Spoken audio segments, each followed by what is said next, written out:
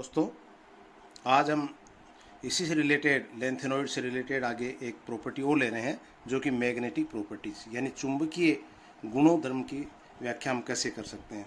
तो आप जानते हैं कि एक नाभिक के चारों ओर इस प्रकार से इलेक्ट्रॉन जो है वो गतिमान रहते हैं, जो किसमें एक कक्षक में चक्कर लगा रहा है। अर्थात इसके अनुसार क्या होता है, ऑर्बिटल मोशन।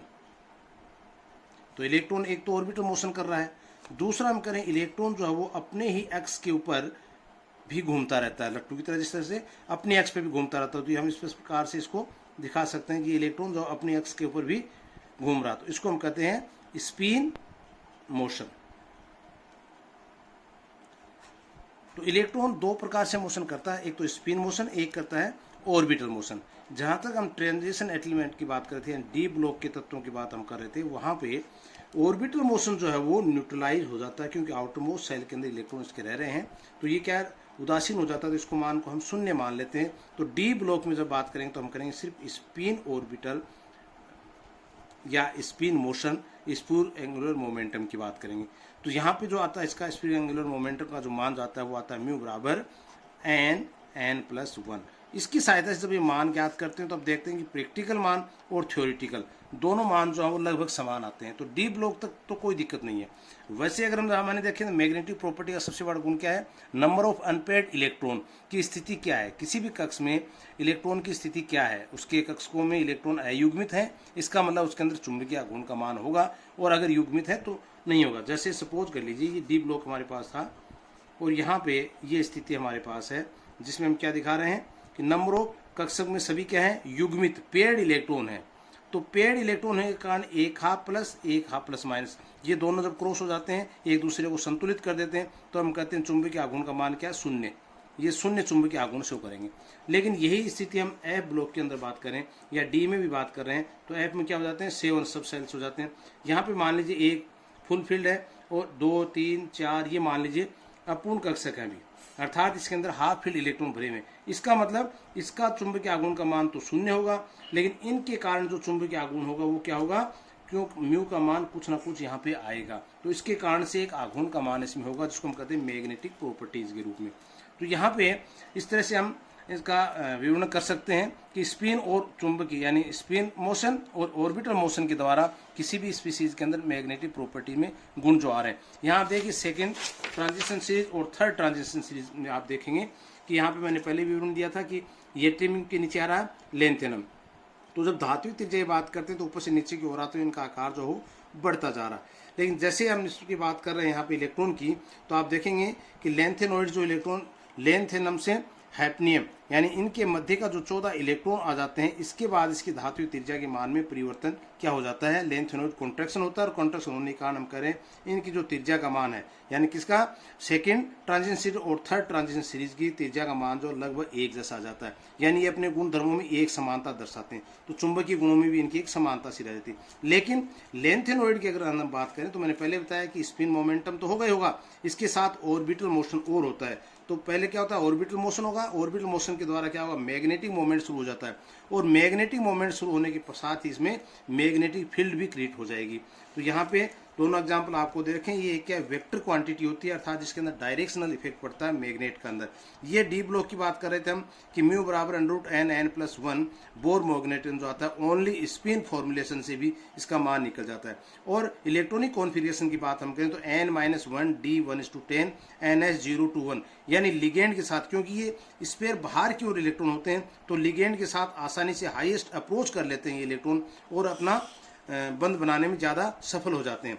लेकिन जैसे हम इसकी बात कर रहे हैं एफ ब्लॉक एलिमेंट्स की, तो यहाँ पे हम पाएंगे कि म्यू का मान क्या रहा है, √4s s+1 + l l+1, यानी ये क्या है, स्पिन के द्वारा जो मान आ रहा है वो है मोशन, और ये जो है वो ऑर्बिटल के द्वारा जो मोशन आ रहा है उसका मान है। और इलेक्ट्रॉनिक कॉन्फिगरेशन की बात करें तो n-2 f1:14 और n-1 d1:10 ns2। तो यहाँ पे ये तो ट्रांजिशन मेटल वाला जो था वही स्थिति है, लेकिन अब यहाँ हम दिखा रहे हैं n-2, इसका मतलब इसके अंदर की ओर इलेक्ट्रॉन है, जैसे यहाँ नीचे दिखाया गया है। जैसे 6d को हमने बात की कि सबसे बाहर इलेक्ट्रॉन आ गया, तो इसके बाद ये f वाले जो है वो क्या हो गए, अंदर के इलेक्ट्रॉन है। तो ये बाहर के मोशन में जैसे न्यूट्रलाइज हो जाए किसमें, ट्रांजिशन एलिमेंट, तो डी के लिए ट्रांजिशन एलिमेंट में होगा, लेकिन एफ ऑर्बिट या एफ इलेक्ट्रॉन कक्षकों के लिए ऑर्बिटल और स्पिन दोनों प्रकार के संकर्ण यहाँ पे पाए जाते हैं और दोनों के कारण चुंबकीय आघूर्ण का मान कुछ ना कुछ होता है। अब पर्टिकुलर हम लेंथेनॉइड्स कंपाउंड्स की हम बात यहाँ पे करें तो आप देखेंगे कि लेंथेनॉइड्स के अंदर इस प्रकार से लेंथेनॉइड सीरीज शुरू है और इसमें एक बोर मैग्नेट को जो मान आ रहा है उनके मध्य अगर हम ग्राफ खींचें तो हम देख पा रहे हैं कि यहाँ में द्वितीयक त्रिनोडल यानी डबल नोडेड, एक नोड ये बन रहा है, दूसरा नोड ये बन रहा है, और इन नोड के मान में हम क्या पाते हैं, जहाँ पे नंबर ऑफ हम बात कर रहे थे कि अनपेड इलेक्ट्रॉन जिसमें ज़्यादा होंगे उसमें चुंबकीय आघूर्ण का मान जो है वो मैक्सिमम होगा। तो इसके हिसाब से इसकी पीक जो है गैंडोलिनियम की हाईएस्ट पीक आनी चाहिए थी लेकिन नहीं आ रही है, जबकि इसके अंदर क्या था 4f7 इलेक्ट्रॉनिक कॉन्फ़िगरेशन आ रहा है, यानी हाफ फील्ड बन रहे हैं, उसके बावजूद भी यानी maximum number of unpaired electron उपस्थित हैं, फिर भी इसकी जो पीक जो है वो हाईएस्ट पे नहीं आ रही है। पीक किसकी आ रही है, डायस्प्रियम और होलियम, जिनके अंदर होलियम देख सकते हैं 4f10 यानी 4 अनपेड ऑफ इलेक्ट्रॉन है इसके अंदर, डायस्प्रियम के अंदर 5 अनपेड ऑफ इलेक्ट्रॉन है, उसके बाद भी क्या है हाईएस्ट पीक पे इसकी आ रही है, जिसकी हम चर्चा आगे करेंगे।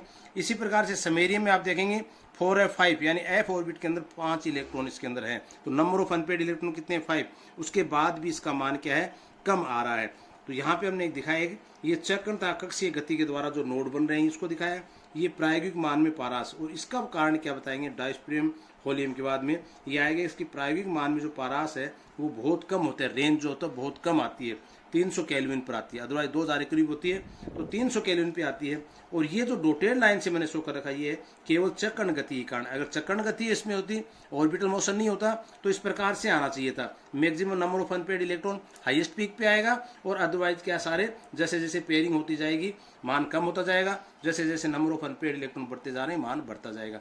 परंतु ये चीज़ मैंने कहा कि यहाँ पे ऑर्बिटल मोशन भी काम कर रहा है और दोनों के कारण ही चुंबकीय आघूर्ण का मान इसमें आ रहा है, जिसके कारण जैसे यूरोपियम और समेरियम की बात हमने की, यूरोपियम क्या है स्पिन ऑर्बिटल कॉम्प्लेक्स जो है ये क्या हो जाता है, मात्रा मैंने कहा 300 केल्विन की ऊर्जा यहाँ पे क्या आती है और इसके कारण ऊर्जा क्षेत्र बढ़ जाते हैं, निम्न ऊर्जा स्तर और उच्च ऊर्जा स्तर, तो जो कि दोनों में अंतर कम होता है। अब निम्न ऊर्जा स्तर और उच्च ऊर्जा स्तर होने के कारण नंबर ऑफ अनपेड की इलेक्ट्रॉन भी व्यवस्था इसमें जो होनी चाहिए वो नहीं रह पाती है और इस प्रकार से मान जो हाईएस्ट मान के ऊपर पहुंच जाते हैं। तो यहाँ पे आप देखेंगे इसके दूसरा यहाँ पे बताया मैंने इसको आपके ट्रांजिशन एलिमेंट में ही, ये तो कि ट्रांजिशन एलिमेंट की बात ही क्या, इनर ट्रांजिशन एलिमेंट में इलेक्ट्रॉन की कक्षीय गति को उपेक्षित नहीं कर सकते हम, यानी यहाँ पे हम इलेक्ट्रॉन ऑर्बिटल मोशन को हम मानना ही पड़ेगा। इनर ट्रांजिशन मेटल में अनपेड इलेक्ट्रॉन काफ़ी गहराई में स्थित होते हैं, अंदर तक पहुँच जाते हैं नाभि के पास। लेंथेनॉइड में अयुग्मित इलेक्ट्रॉन 4f कक्ष में विद्यमान होते हैं जो 5d 6s और कक्षों द्वारा ढके रहते हैं, यानी इन कक्षों के द्वारा 4f कक्ष को ओवरलैपिंग कर लिया जाता है। अतः 4f इलेक्ट्रॉन की कक्षीय गति के कारण उत्पन्न चुंबकीय आघूर्ण लिगेंडों के इलेक्ट्रॉनी प्रभाव द्वारा उत्पन्न चुंबकीय आघूर्ण को उदासीन नहीं कर पाता है, यानी बाहर ये जो चुंबकीय आघूर्ण लग रहा है एक इलेक्ट्रॉन के द्वारा चुंबकीय आघूर्ण लग रहा है तो ये उसके प्रभाव को न्यूट्रलाइज नहीं कर पाता है, ये मैंने पहले कहा था, जबकि डी ऑर्बिट के अंदर ये न्यूट्रलाइज हो जाता है। तो अतः इलेक्ट्रॉन की चक्रण गति के साथ साथ कक्षीय गति भी चुंबकीय आघूर्ण को उत्पन्न करने में सहायक होती है, और जिसका एग्जाम्पल मैंने बताया आपको, ये फॉर्मूला है जिसके द्वारा हम इसके चुंबकीय आघूर्ण का मान निकाल लेते हैं। एस जहाँ पे क्या है परिणामी चक्रण क्वांटम संख्या जो n/2 number of unpaired electron half, n अयुग्मित इलेक्ट्रॉन की संख्या जिसको ms स्पिन क्वांटम जो कि प्लस माइनस हाफ मान होता है, एल परिणामी कक्षीय संवेग, ये परिणामी कक्षीय संवेग क्या बता रहा है कि जहाँ पे हमने कहा था एक s स्पिन का मान है, एक l क्या इसका कोणीय स्वांग, तो कोणीय angular momentum spin angular momentum दोनों का जो मान आता है वो j के बराबर आता है, तो इसमें हो सकता है l माइनस एस भी हो और l प्लस एस भी हो, ये दोनों मान प्राप्त कर पाएंगे इसकी सहायता से। यहाँ पे मैंने दिखाया नीचे आपको, देखिए म्यू बराबर जी जे अंडर जे प्लस 1, यानी जी का मान जो है एक प्रैक्टिकल मान निकाला है जिसके अंदर दो बात यहाँ पे आ रही हैं कि जिसको हम हुंड का तीसरा नियम भी कहते हैं, यानी जे बराबर एल माइनस एस कब लागू करेंगे, यदि कोष अर्धपूर्ण से कम भरा हुआ है, तो नंबर ऑफ अनपेड इलेक्ट्रॉन मान लीजिए 7 है और कक्ष की संख्या 7 है, उसके बाद उसमें 6 है या 5 है, यानी हाफ फील्ड से अगर कम भरा हुआ है तब तो हम जे का मान निकालने के लिए एल माइनस एक्स का यूज करेंगे, एस का यूज करेंगे, और अगर कोष में इलेक्ट्रॉन जो अर्धपुरुष से अधिक भरे हुए हैं, यानी 7 तो भर के उसके बाद 8th 9th इलेक्ट्रॉन भी आ रहा है, तो इसका मतलब उसका मान करेंगे एल प्लस एस की सहायता से, जो इस फॉर्मूले की सहायता से इसका मान हम निकाल सकते हैं। अब इसके आगे देखिए एक यूरोपियम और सिमेरी की हम बात कर रहे थे, क्या मान प्रायु मानों से अधिक मेल नहीं खाते हैं। क्यों? क्योंकि यूरोपियम थर्ड के चक्रण कक्षीय युग्मन स्थिरांक यानी स्पिन ऑर्बिटल कपलिंग कांस्टेंट का मान मात्र 300 पर सेंटीमीटर है। कितना है? 300। तो इस कम मान के कारण क्या हो जाएगा, आयन की निम्नतम और उच्च अवस्था में ऊर्जा का अंतर कम रह जाता है। तो अतः उसमें गति की ऊर्जा का मान इतना हो जाता है कि कुछ इलेक्ट्रॉन निम्न ऊर्जा से उच्च ऊर्जा अवस्था में आ जाते हैं, और इस कारण से आयन के चुंबकीय गुण केवल निम्नतम ऊर्जा विन्यास से ज्ञात करना उचित नहीं है। तो यदि उसमें चुंबकीय आघूर्ण को कम ताप पर ज्ञात किया जाए, या ये कहें कि इलेक्ट्रॉन को उच्च ऊर्जा कक्षक में जाने से रोक दिया जाए, तो ये मान अपेक्षानुसार शून्य के करीब आ सकते हैं। तो चक्रण व कक्षीय गति से वक्र की असामान्य आकृति का कारण क्या है? हुंड का तीसरा नियम, जहां पे नंबर ऑफ अनपेयर्ड इलेक्ट्रॉन जिसमें ज्यादा है उसका मान कम है, अन्यथा अन्य का मान जिसमें यूरोपियम और सिमेरियम के लिए मान ज्यादा आ रहा है। जब एफ स्तर आधे से कम होता है तो उसमें चक्रण व कक्षीय आघूर्ण एक दूसरे का विरोध करते हैं, अतः जे बराबर एल माइनस एस। और जब एफ कक्षक एक अधिक भरा होता है, हाफ से अधिक भरा होता है, तो वे एक दूसरे के सहयोग करते हैं, तो अतः मान क्या जाएगा, जे बराबर एल प्लस एस होगा। इस प्रकार से हम चुंबकीय आघूर्ण का मान ज्ञात कर सकते हैं। दूसरा एक पॉइंट और था इसमें, रिलेटेड ही था इससे, वो था कॉम्प्लेक्स फॉर्मेशन। और कॉम्प्लेक्स फॉर्मेशन का मान कैसे ज्ञात करते हैं। देखिए कॉम्प्लेक्स फॉर्मेशन में क्या होता है, कॉम्प्लेक्स कब बनता है, कोई संकुल जो है वो कब बनेगा, कॉम्प्लेक्स, ये हम पहले पढ़ चुके हैं ट्रांजिशन मेटल में, यानी मेटल और लिगेंड, ये दो चीज होती है। मेटल क्या है इसके अंदर, डेफिशिएंट, इलेक्ट्रॉन डेफिशिएंट। लिगेंड क्या है, इलेक्ट्रॉन रिच। तो इस पास इलेक्ट्रॉन की अधिकता, इसके पास इलेक्ट्रॉन की कमी है, ये दोनों के इस प्रकार का संबंध होने से क्या है, मेटल लिगेंड बॉन्ड फॉर्मेशन हो जाती है। ट्रांजिशन मेटल के अंदर सिग्मा और पाई दोनों प्रकार के बॉन्ड फॉर्मेशन इसमें होती है।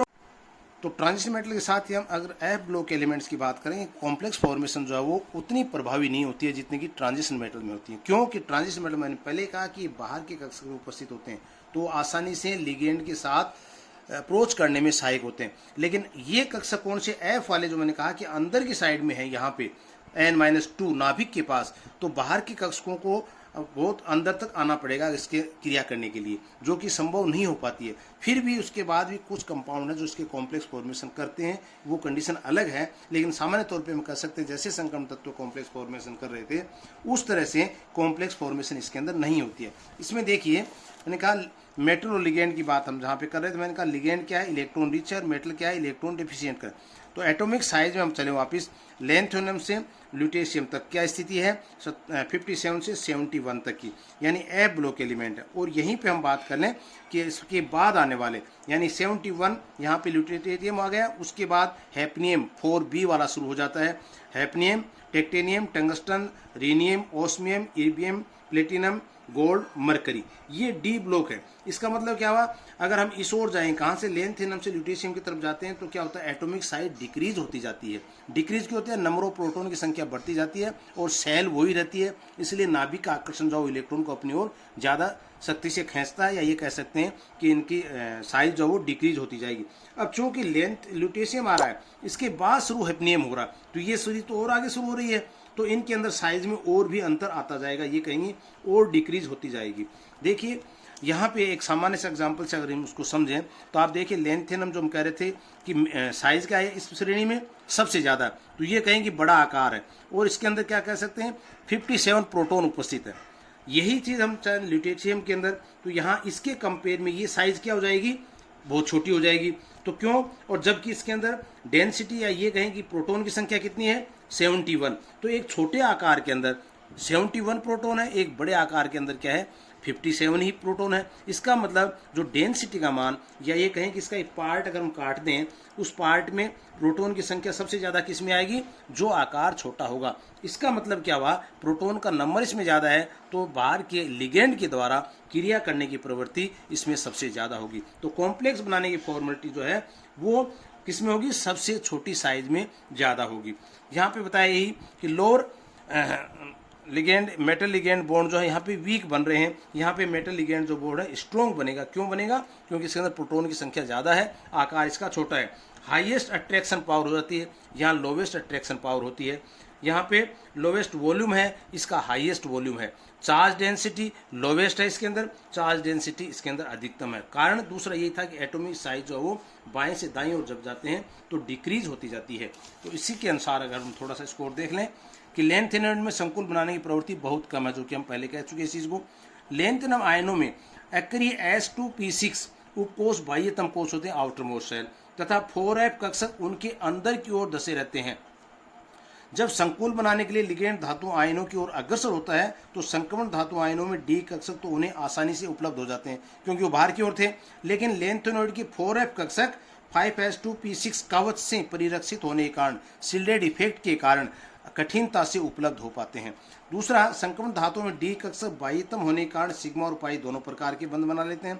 लेकिन लेंथेनम के अंदर क्या होता है, 4F कक्षक पेनुलिटेमेट या कहते हैं उपांतिम यानी अंदर की ओर धसे रहते हैं होने के कारण अपेक्षाकृत कम सीमा तक उपलब्ध हो पाते हैं।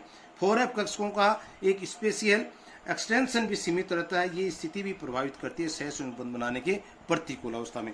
कम आवेश व अधिक आकार के कारण लेंथेनम की संकुल बनाने की प्रवृत्ति भी कम होती है। कठोर क्षार कौन से होते हैं, जिनके अंदर लिगेंड के अंदर क्या कहते हैं, फ्लोरीन नाइट्रोजन परमाणु उपस्थित हों, इलेक्ट्रॉन डिस्ता वाले परमाणु उपस्थित हों। संकुल बनाने की प्रवृत्ति अगर हम देखें तो मैंने पहले बताया आपको, लेंथेनम के अंदर +2 +3 +4, इसका मतलब जिसके अंदर ऑक्सीडेशन नंबर ज़्यादा होगा उसकी लेंथेनम के अंदर कॉम्प्लेक्स बनाने की प्रवृत्ति क्या होगी, ज़्यादा होगी सीरियम के हिसाब से। लेंथेनम समान हो तथा आयन पर आवेश समान हो तो उच्च परमाणु संख्या वाले लेंथेनम आयन की संकुल बनाने की प्रवृत्ति अधिक होगी। लेंथेनम +3 से लेंथेनम +3 ल्यूटेशियम +3 की ओर बढ़ती जाएगी, जैसा कि अपने इसके अंदर देखा था लेंथेनम से ल्यूटेशियम। तो सबसे ज़्यादा पावर किसकी, ल्यूटेशियम की। सीरियम के अपेक्षा एग्जाम्पल आ जाता है कि क्या कारण है सीरियम +3 और सीरियम +4, तो किस में कॉम्प्लेक्स फॉर्मेशन सबसे ज़्यादा होगी, तो हम कहते हैं सीरियम +4 में अधिक मजबूत स्थायी संकुल बनेगा, क्योंकि हम पहले ही पढ़ चुके हैं जिसका ऑक्सीडेशन नंबर ज़्यादा होगा वो स्ट्रॉन्ग कॉम्प्लेक्स फॉर्मेशन करेगा। यूरोपियम +2 यूरोपियम +3 की अपेक्षा संकुलन की प्रवृत्ति कम होती है क्योंकि इसका ऑक्सीडेशन नंबर ज़्यादा है। लेंथेनम की समन्वय संख्या 6 से 7 के मध्य होती है। नाइट्रेट बाइनरी लिगेंड के साथ उच्चतम समन्वय संख्या का यौगिक का निर्माण करते हैं। यहाँ पे भी जैसे +4 ऑक्सीडेशन स्टेट सीरियम ही स्थायी संकुल बनाता है। सीरियम की और भी हैं जैसे ceric ammonium nitrate, ceric ammonium sulphate, ये सब क्या जल में विलय हैं।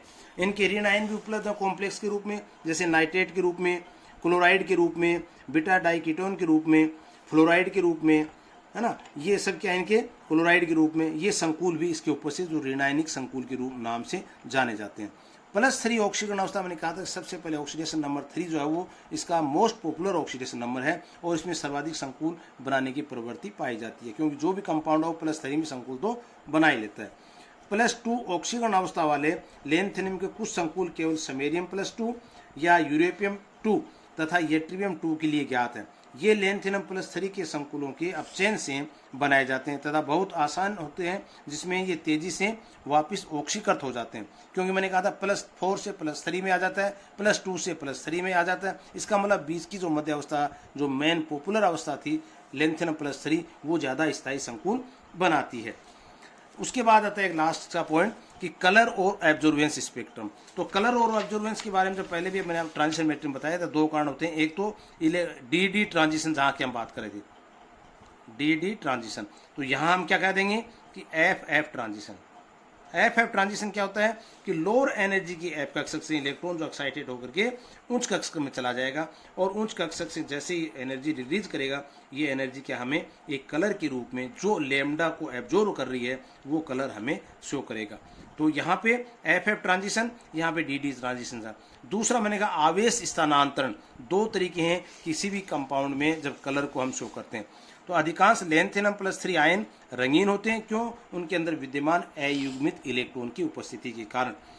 एफ संक्रमण में ये आयन लगभग समान तरंग दैर्ध्य वाले विकिरणों का अवशोषण करते हैं, जैसे 0, 7, 14 यानी रिक्त कक्ष वाले, फिर हाफ फील्ड वाले और पूर्ण भरे हुए कक्षक वाले। ये रंगहीन होंगे क्योंकि नंबर ऑफ अनपेयर्ड इलेक्ट्रॉन की संख्या यहाँ पे 0 पाई जाती है। सीरियम +4 का गहरा रंग किसके कारण से है, तो हम बता सकते हैं कि आवेश स्थानांतरण के कारण चार्ज ट्रांसफर के कारण होता है। समेरियम +2 के अंतरिम लाल रंग का कारण भी चार्ज ट्रांसफर ही है। तो अधिक आवेश व अपचायक प्रकृति के कारण आयन लिगेंड से इलेक्ट्रॉन ग्रहण कर सकते हैं, अतः ये आवेश स्थानांतरण स्पेक्ट्रम एथेनियम के रंग व स्पेक्ट्रम संक्रमण तत्वों की भांति लिगेंड की प्रकृति पर निर्भर नहीं करते हैं। वहां तो हम करते लिगेंड किस प्रकार का, स्ट्रॉन्ग फील्ड है, वीक फील्ड है, कैसा लिगेंड है, उसकी प्रकृति पर निर्भर कर रहे थे।